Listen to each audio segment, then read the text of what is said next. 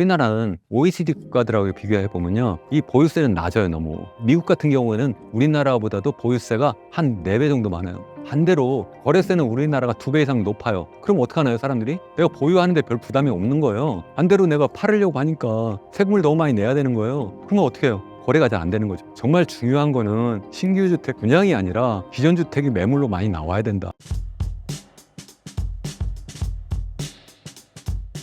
현재 우리나라 부동산 상황은 어떻게 보고 계신가요? 지금 부동산이 전반적으로 경기가 안 좋다 이렇게 이야기를 해요. 근데 좀 차별화가 있다 뭐 이런 얘기 하잖아요. 그러니까 전국적으로는 뭐 지금 집값이 하향 안정화되는 것 같은데 서울 수도권, 특히 이제 서울 강남권에서 집값이 최근에 좀 꿈틀꿈틀한다 뭐 이런 이야기를 하잖아요. 특히 이제 서울의 이제 강남, 잠실 이쪽에 이제 4개 동에 대해서 토지거래 허가 구역이라는 게 있었는데 이걸 뜬금없이 서울시에서 해제해 버린 거예요. 그게 언제냐면 지난 2월 12일 날 발표해서 13일부터 발효했어요. 그러니까 그때부터 규제를 해제한 거예요. 토지거래 허가 구역이 뭡니까? 갭 투자 막으려고 한 거예요. 그러니까 실제 그 지역은 사람들이 다 선호하는 지역이니까 적어도 거기 살려면 거기에 실제 가서 거주해라. 2년 이상. 거주 안 할 거면 사지 말아라. 그러니까 이게 그냥 단순하게 갭 투기 하지 말아라. 이제 그거 사면서 거기 전세 주고 그 돈 가지고 또 딴 데 가고 이렇게 하면 안 된다 이렇게 하는 건데, 집값이 이제는 안정화되는 것 같으니까 이거 풀겠다 이렇게 해버렸어요. 그러면 그 다음에 아무런 문제가 없나요? 거기서 갑자기 집값이 다시 올라가고 막 있잖아요. 결국 그러니까 이제 좀 어느 정도 안정화되고 있는 부동산 시장, 어떻게 보면 이제 불꽃이 이제 불씨가 이제 꺼져가고 있는데 거기다가 갑자기 기름을 확 버버린 거예요. 저는 정말 잘못했다고 생각을 해요. 어떻게 이런 정책을 쓸 수가 있는가? 그러면서 서울시에서는 뭐냐면 그런 효과가 없다. 지금 뭐 시장 실사를 해보겠다. 정말 그럴까요? 정말 그렇게 생각하십니까? 저는 아니라고 생각하는데요. 왜 다른 사람들은 다 지금 이렇게 해서 이번에 집값이 다시 올라가고 있다고 생각을 할까요? 서울시만 아니라고 계속 그렇게 하면 불난 게 불이 안 난 건가요? 저는 그렇게 정말 여쭤보고 싶어요. 정말 그래서 이거는 정말 나쁘다. 왜냐하면 이미 우리나라 서울의 집값은 다른 지역에 비해서 올라도 너무 많이 올라서 우리나라 내에서도 이게 그러한 양극화가 너무 심화된 것도 큰 문제고, 또 뿐만 아니라 서울의 집값은 전 세계에서 놓고 볼 때도 소득 대비로 보면 26배나 되는데, 이거는 뉴욕, 전 세계에서 가장 정말 잘 사는 나라, 제일 잘 사는 도시라고 하는 뉴욕의 집값, 그 소위 얘기하는 PIR, 그러니까 소득 대비 집값의 그 비율 13배보다 2배 높은 거예요. 그게 무슨 얘기냐? 그냥 평균적인 가구가 방 3개짜리 평균적인 아파트를 구매하는데, 우리나라는 먹지도 않고 입지도 않고 쓰지도 않고 26년 모아야 살까 말까 한데 미국은 13년밖에 안 걸린다는 거예요. 어떤 게 정상입니까? 이게 한번 제가 여쭤보고 싶어요. 제가 이상한 사람입니까? 정말 여쭤보고 싶어요. 현재 우리나라 정부의 부동산 정책에 대해서는 어떻게 평가하시나요? 낙제점이라고 생각하죠. 낙제점 정도가 아니라 정말 이렇게 하면 안 되는데 정말 어쩌면 부정행위를 한다 이렇게 생각을 해요. 그러니까 적어도 정부가, 역대 정권 다 그렇습니다. 여기에 들어와가지고 시장을 교란만 안 해도 전 괜찮다고 생각을 해요. 그냥 내버려만 돼도 우리나라의 여러 가지 경제 여건이 집값이 안정화될 수밖에 없다라고 생각을 해요. 왜 그런가 한번 생각해 보세요. 왜 집값이 올라가고 내려갈까요? 수요와 공급 때문에 그렇잖아요. 그럼 수요를 한번 생각해 보시자고. 수요라는 게 뭐예요? 결국 그 집에 누군가 들어가 살아야 되잖아요. 그 들어가 살 사람들의 숫자가 늘어나면 일단 집값이 올라갈 수 있죠. 수요가 늘어나는 거죠. 그래서 1960년대 이후에 우리나라의 인구가 2배 이상 커졌잖아요. 그 당시에 2,500만 정도 됐다가 지금 한 5,100만 됐으니까. 더군다나 그 당시에 시골에 막 흩어져 살다가 서울 수도권 그리고 이제 대도시로 다 이렇게 몰려오면서 서울 수도권 중심으로 집값이 막 올라갈 수밖에 없었던 이유가 하나 있었고요. 두 번째는 또 경제 성장이 엄청나게 가속화되니까 소득이 막 증가하니까 당연히 누구나 좋은 집, 큰 집으로 가려고 하니까 또 집값이 올라갈 수밖에 없었어요. 그런데 이 두 가지가 지금 다 어떻습니까? 전체적으로 인구가 지난해 12만 감소했고요. 그중에서 특히 젊은 인구, 정말 집을 필요로 하는 인구는 무려 30만 명 감소했어요. 앞으로는 더 빠른 속도로 더 크게 매년 감소할 거예요. 그래도 서울은 안 감소하잖아. 서울 인구는 계속 감소하고 있고요. 그래도 서울의 젊은 인구는 안 감소하고 있잖아. 아니에요. 서울에도 이 소위 그 연령 계층별 가구 수를 보면 감소하는 계층이 있고 증가하는 계층이 있어요. 감소하는 계층이 누군지 아십니까? 바로 40대, 50대예요. 40대, 50대가 제일 집수를 많이 하는데 거기가 감소하고, 도리어 60대, 70대 고령층이 자꾸 늘어나니까 거기 가구 수가 늘어나요. 그리고 늘어나는 게 20대, 30대. 그거 되게 웃기잖아요. 20대만 늘어나요. 30대 거의 비슷하고. 왜 늘어날까요? 정부 정책이 잘못돼가지고 무주택자면 우선적으로 집 분양한다고 그러니까 그냥 분가하는 거예요, 부모로부터. 그게 무주택자가 되면 가구수가 늘어난 것처럼 보이지만 사실은 부모가 같이 사는 건데 그렇게 해가지고 자꾸 가구수 늘리고 한치만 그 실질적인 수요가 아니잖아요. 근데 어쨌든 계속 그래서 뭐 그 미분양 사태를 해결하기 위해서 또 뭐 그렇게 할 수도 있는데 어쨌든 그게 진정한 수요가 아니라는 말씀을 드리는 거고 또 하나 이제 수요를 더 영향을 주는 것이 바로 이제 금리인데 그 금리가 예전처럼 그렇게 낮게 유지가 될 수가 없어요. 이제 3.5까지 올랐다가 지금 2.75까지 떨어지긴 했는데 예전처럼 뭐 1%대로 갈 수가 없다. 이거는 뭐 금리도 높아지지 못한다. 이제 이렇게 말씀드리는 거고 그럼 유일하게 남은 게 뭐냐면 그 수요를 건드리는 정부의 정책 그게 남아 있어요. 그 정부가 계속 수요를 건드려요. 지난 정부도 그렇고 이번 정부도 그렇고 그래서 제가 말씀드렸잖아요. 이번 정부 우선 당장 현재 정권이 지금 하고 있는 거 특례 보금자리론이라든가 뭐 신생아 특례 대출이라든가부터 시작해서 하다못해 뭐 이 가계대출 더 많이 할 수 있도록 30년 만기로 50년 만기까지 뭐 확대하겠다 뭐 별 정책을 다 써요. 이런 정책 쓰면서 집값이 올라간다. 단기적으로 수요가 늘어나니까. 그렇지만 장기적으로는 이 정부가 시장의 힘을 이길 수 없다 하는 거고요. 그래도 이야기하시는 분들이 있어요. 아 그래도 새 아파트 공급이 안 되고 있다. 지금 보니까 뭐 분양 주택이 그리고 또 실제 입주하는 그 주택 수가 뭐 올해는 괜찮은데 내년엔 좀 줄어들고 내후년에 더 줄어들 거야. 뭐 이렇게 이야기를 해요.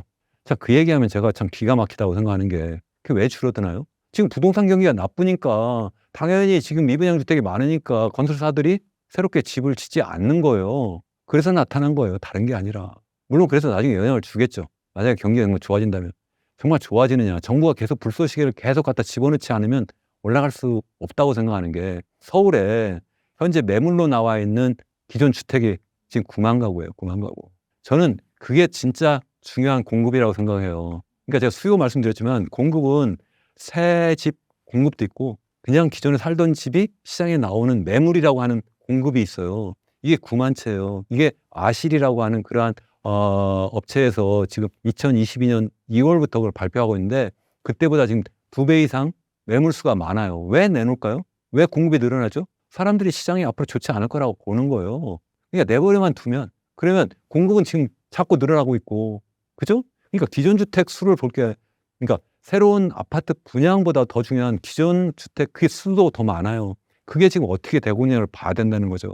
그리고 지금 수요에 영향을 주는 지금 인구수라든가 아니면 경제 성장률이라든가 그게 계속 0%로 이제 계속 떨어지고 있다고 했는데 거기다 금리라든가 이게 어떻게 변화할지 한번 보시라는 거죠.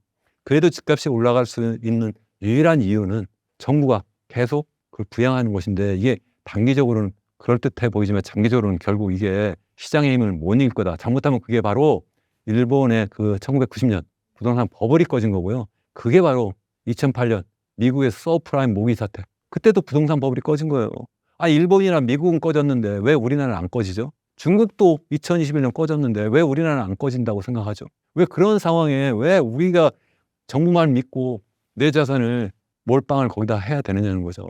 정말 위험한 후기다. 저는 그렇게 생각을 하는 겁니다. 영끌 쪽과 같이 빚을 내서 집을 사는 현실이 불러올 후폭풍은 무엇인가요? 저라면 지금 당장 집을 사려고 하지 않을 것 같아요. 내가 근데 돈이 많아요. 뭐 부모님께 뭐 물려받은 재산이 지금 엄청나게 많고 아니면 내가 정말 능력이 정말 엄청나게 좋아서 뭐 지금 갖고 있는 자산이 뭐 10억, 20억 돼요. 그러면 당연히 뭐 내가 내 돈 가지고 사는데 무슨 문제가 있겠어요. 그게 아니라 내가 갖고 있는 자산은 지금 한 5억인데 뭐 10억짜리 뭐 집을 사고 싶다. 그래서 한 5억은 내가 빚을 내서 사야 되겠다. 보니까 정부가 정책 대출로 해가지고 시장금리보다 싸게 이렇게 돈을 빌려준다더라. 전 그래도 안 살 것 같아요. 그렇게 해가지고 만약에 집값이 떨어지면 누가 책임지죠? 정부가 책임지나요? 무조건 오를까요? 저는 오르지 않을 것 같다는 생각이 드는 거예요. 집값이 계속 올랐나요? 우리나라 역사상으로? 아니면 전 세계적으로 집값이 계속 올랐나요? 아니잖아요. 더군다나 지금 계속 집값이 지금 2017년 이후에 지금 3배 이렇게 올랐는데 최근에 좀 약간 이제 주춤한다고 하지만 강남, 서울 지역은 계속 아직도 최고치 근접해 와 있는데 지금 이 상태에서 지금 더 올라갈 거다 이렇게 굳이 생각할 필요가 있느냐. 저라면 포트폴리오 다변화 차원에서 뭐 일부는 내가 좀 투자할 수 있지만 다른 데에도 투자 재원을 이렇게 나눠 놓는 것이 중요하지 않을까. 그게 이제 뭐 미국의 주식이 될 수도 있고 뭐 아니면 뭐 금이 될 수도 있고 아니면 뭐 약간 소위 그 암호화폐 자산도 일부 할 수도 있고 다양하게 포트폴리오를 다변화하고 또 뿐만 아니라 현금도 일부 갖고 있을 수도 있고 그게 어쩌면 장기적으로 더 안전하게 내 자산을 지키고 또 수익률도 더 높을 수 있다. 저는 그렇게 생각을 합니다. 우리나라 가계자산의 80%가 부동산에 몰려 있는데 이것이 노후에 문제가 될 수도 있을까요? 그러니까요. 이게 계속 거기에 묶여 있는데 그게 앞으로 계속 이렇게 집값이 올라가면 그러면 괜찮은데 집값이 만약 안 올라가면 그러면 앞으로 어떻게 먹고 사는 거죠. 여기 다시 할게요. 여기서. 그러니까 제 생각에는 우리나라의 정말 가계자산 중에 한 80% 이상이 전부 부동산에 묶여 있는데 이게 앞으로 정말 이제 계속 인구 고령화 되면서 내가 이제 은퇴하고 이제 그것 가지고 먹고 살아야 된다고 생각하면 정말 그게 가능하다면 결국 집값이 계속 올라줘야 되는 거예요. 집값이 계속 오를 수 있겠느냐. 이제 그게 그렇지 않을 거다. 만약 집값이 떨어지면 나는 정말 큰일 나는 상황이 돼버리기 때문에 정말 우리나라는 정말 노인 빈곤율이 전 세계 또 제일 높아요. 또 그래서 또 노인 자살률도 또 제일 높고 그러한데 이게 만약 그것도 뭐 집값이 막 계속 올라가고 해서 뭐 그냥 앞으로 내 집 하나 가지고 내가 먹고 살 수 있을 거야 이렇게 생각하시는 분도 계시고 또 실제 그런 분들도 있을 수 있어요. 정말 집이 정말 아주 좋은데 엄청나게 고가 주택이라면 그럴 수도 있지만 그렇지 않은 분들은 그거 하나 믿고 내가 노후 대비를 내가 잘했다 이렇게 생각하기가 좀 어렵지 않을까 저는 그렇게 생각을 하고요. 그게 이제 이미 노인 되신 분들도 계시고 이제 젊은 분들도 계신데 저는 앞으로 내가 오직 부동산 하나 가지고 내가 노후 대비를 해야 되겠다 이렇게 생각하시면 안 될 것 같다. 그리고 이제 이미 노인 되신 분들은 어떻게 하냐. 저라면 좀 조그만 집으로 내가 정말 서울에 강남에 집이 있다면 조그만 집으로 옮겨갈 것 같아요. 그것을 시장에 내놓고 내가 100%다 팔면 혹시 내가 후회할 수도 있으니까 그래서 저라면 교회를 좀 나갈 것 같아요. 우리나라는 어떻게 된 줄 알아요? 나이 드신 분들은 서울 중심에 다 좋은 집 갖고 있어요. 그래 놓고 매일 어떻게 해요? 교회로 나가요. 젊은 사람들은 어떻게 해요? 다 교회에 집 있어요. 일자리는 다 서울에 있으니까 다 서울로 들어와요.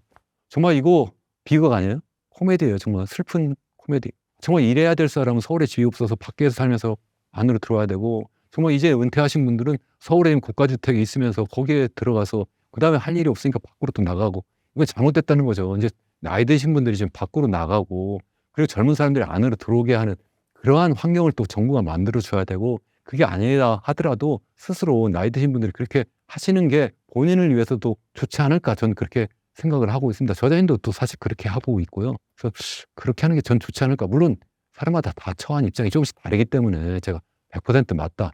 뭐 이렇게 말씀드리기는 좀 어렵습니다만 참고하시면 좋겠다. 이렇게 생각합니다. 우리나라 부동산 문제를 개선하기 위해 어떤 정책이 필요한가요? 저는 그동안 이제 우리나라가 부동산 정책을 계속 해온다고 해왔어요. 뭐 지난번 문재인 정부 때도 뭐 27번 뭐 부동산 정책을 뭐 냈었다. 뭐 이렇게 하는데 그런데 집값이 3번 오르는 거예요. 3배로. 그 지금도 계속 부동산 정책을 계속 내놓고 있어요. 몇 번인지 지금 뭐 셀 수도 없어요. 이것도 계속 내고 있어요. 근데 집값은 서울은 뭐 오른단 말이에요.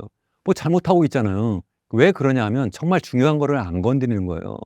그게 뭐냐면 우리나라는 부동산 세제가 잘못돼요. 세제가. 세제하면 그 부동산 관련 세금이 두 가지의 종류가 하나는 보유하는 데 들어가는 세금, 보유세. 또 하나는 거래하는 데 들어간 거래세. 거래세는 이제 처음 취득할 때 하나가 있고요. 그다음에 팔 때 양도소득세가 있어요. 근데 우리나라는 OECD 국가들하고 비교해 보면요. 이 보유세는 낮아요, 너무. 그럼 반대로 미국 같은 경우에는 우리나라보다도 보유세가 한 4배 정도 많아요. 내가 직접 제 책에서 직접 계산했어요. 제가 정확하게 지금 기억을 못 하는데 반대로 거래세는 우리나라가 2배 이상 높아요. 그럼 어떡하나요, 사람들이? 내가 보유하는데 별 부담이 없는 거예요. 반대로 내가 팔으려고 하니까 세금을 너무 많이 내야 되는 거예요. 그러면 어떻게 해요? 거래가 잘 안 되는 거죠. 제가 아까 말씀드렸죠. 정말 중요한 거는 신규 주택 분양이 아니라 기존 주택이 매물로 많이 나와야 된다. 지금 또 많이 나오긴 하는데 이게 나오면 자연스럽게 집값이 안정화되고 또 그렇게 하면 나이 드신 분들이 자연스럽게 내가 그 집을 처분하고 내가 교회로 나갈 수도 있는 거예요. 그래서 그분들도 행복하고 젊은 사람들도 시내에 들어와서 안정된 그런 주택에서 내가 거주하면서 그래서 내가 일도 하고 또 그래서 내가 결혼하고 그래서 아이도 갖고 이렇게 한다는 거죠. 그렇게 좀 만들어줘야 된다. 그래서 세제 개혁이 첫 번째 제일 중요하다. 두 번째는 공공주택이 좀 많이 건설되어서 분양되어야 된다. 그것도 그냥 변두리에 그냥 조그만 그런 허접한 그런 게 아니라 시내에 정말 일자리 근처에 좋은 집을 분양해야 된다. 제가 그래서 제 책에서 아니면 제 유튜브 채널에서 계속 제가 예를 들고 있는 게 싱가포르예요. 싱가포르가 전 세계에서 가장 시장 경제, 자유 경제가 잘 발전된 나라인데요. 그런데 그 나라는 이 공공주택이 전체 주택 중에 80%예요. 자가 보유율은 90%예요. 싸게 들어가요. 거기는 우리나라보다 더 인구 밀도도 높아요. 그래도 우리나라보다 출산율은 더 높아요. 지금 1.0명 정도 이렇게 되는데 우리보다 높아도 훨씬 높은 거예요. 거기도 낮은 거 아니냐. 우리나라보다도 여건이 훨씬 나쁘다니까요.